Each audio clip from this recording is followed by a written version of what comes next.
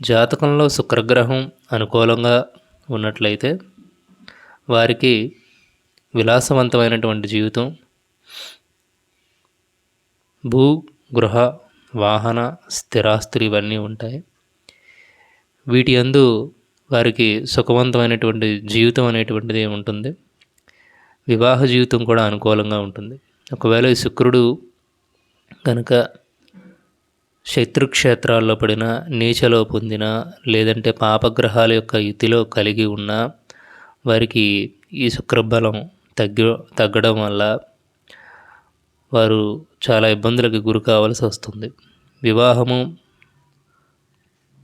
బంధువులు, స్త్రీలు వీరి వల్ల ఈ కారకత్వాల రీత్యా వీరికి ఇబ్బందులు కలుగుతూ ఉంటాయి.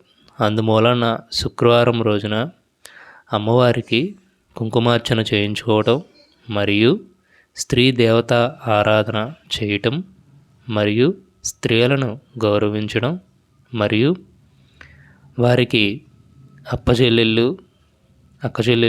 తల్లి, మేనత్త ఇలాంటి బంధులో ఉండేటువంటి వాళ్ళే కాకుండా మిగతా ఎవరైతే స్త్రీమూర్తులు ఉన్నారో వాళ్ళకి వీరైనంత సేవ చేసినట్లయితే ఈ శుక్రానుగ్రహం కలిగి సుఖ సంపదలు లభిస్తాయి. వారు ఏ ఏ విషయాల్లో ఇబ్బందులు పడుతున్నారో వాటికి ఒక మార్గం అనేటువంటిది కనిపిస్తుంది. ముఖ్యంగా ఈ శుక్రుడు లక్ష్మీ దేవత ఆరాధనకు అత్యంత ప్రీతివంతంగా యోగిస్తుంది.